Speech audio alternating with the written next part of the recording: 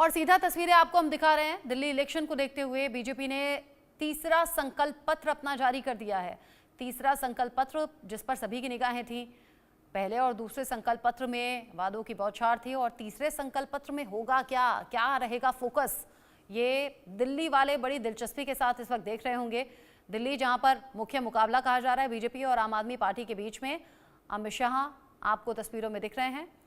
अमित शाह के जरिए ही संकल्प पत्र जारी किया गया है।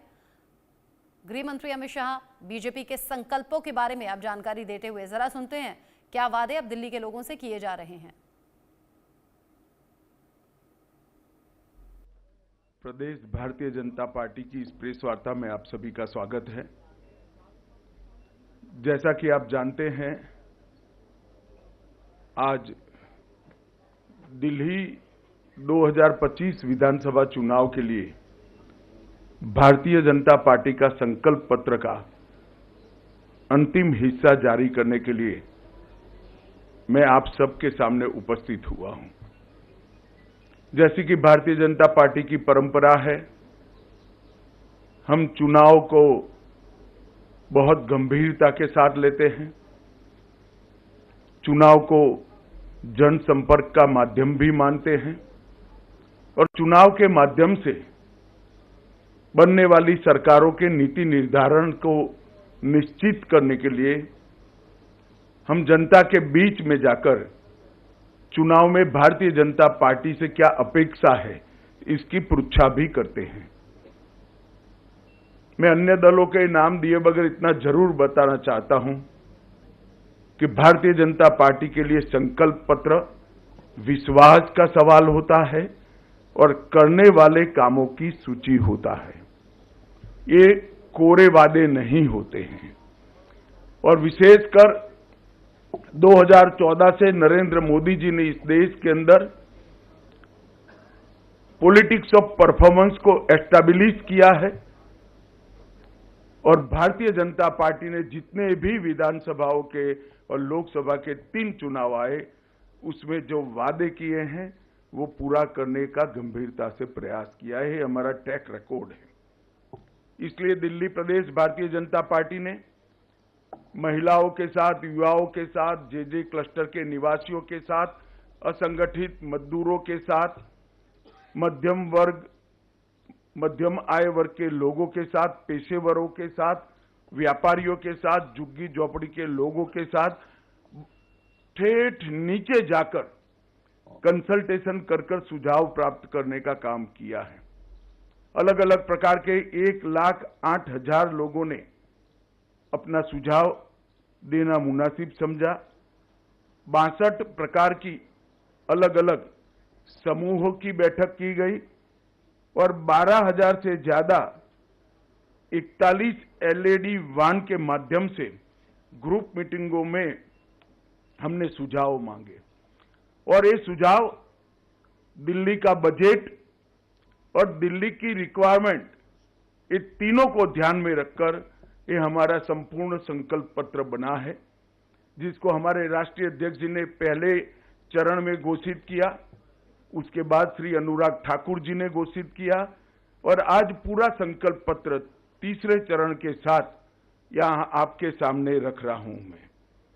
मित्रों, इसके पहले मैं दिल्ली की चुनाव के मुद्दों के बारे में भी जरूर बात करना चाहता हूं। हमने जनता के वादे पूरे न करने वाली सरकारें भी देखी हैं। जनता के वादे पूरे कर विश्वास अर्जित कर चुन के आने वाली भी सरकारें देखी हैं और असमर्थता घोषित करती हुई भी सरकारें देखी हैं। मगर एक ऐसी सरकार श्री केजरीवाल दिल्ली में चला रहे हैं जो वादे करते हैं, पूरे नहीं करते हैं और फिर से झूठ के एक बहुत बड़े पुलिंदे के साथ, भोले से चेहरे के साथ जनता के सामने उपस्थित होते हैं। मेरे राजनीतिक जीवन में मैंने इस प्रकार से सफाई से झूठ बोलने वाला व्यक्ति मेरे जीवन में नहीं देखा है। और बोलने में, कठोर शब्द बोलने में मुझे कोई झिझक नहीं है, क्योंकि मैं कन्विंस हूं। मैं इससे कन्विंस हूं, इसलिए मैं कह रहा हूं। ढेर सारे ऐसे वादे इन्होंने किए कि जिनको पूरा करने के लिए इनके पास ना तो समय है, ना इच्छा है, ना संकल्प है।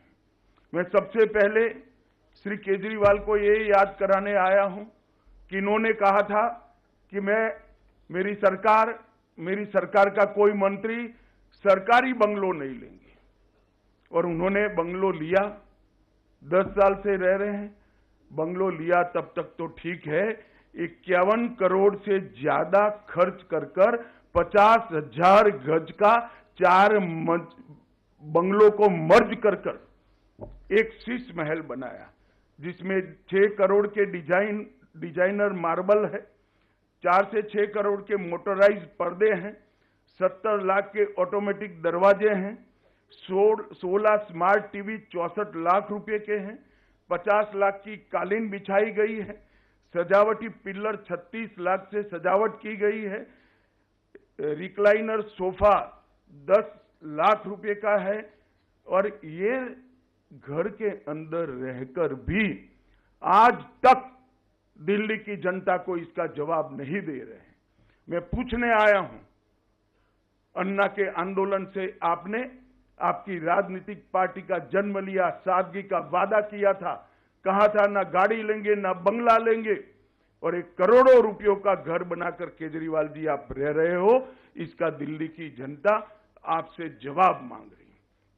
उन्होंने कहा था कि रिहायशी क्षेत्रों से हम शराब की दुकान बंद कर देंगे।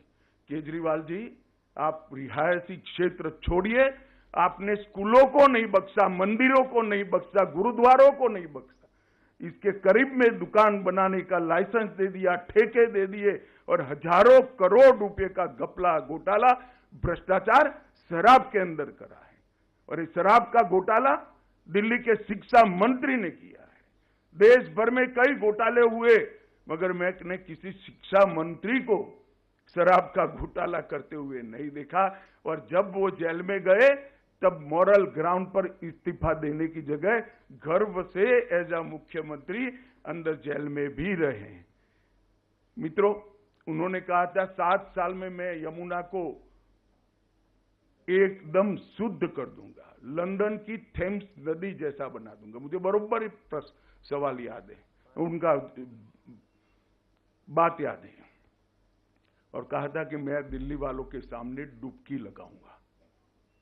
मैं आज केजरीवाल जी को याद कराने आया हूं। केजरीवाल जी, दिल्ली की जनता आपकी वो विश्व प्रसिद्ध डुबकी की राह देख रही है, कब आप लगाओगे।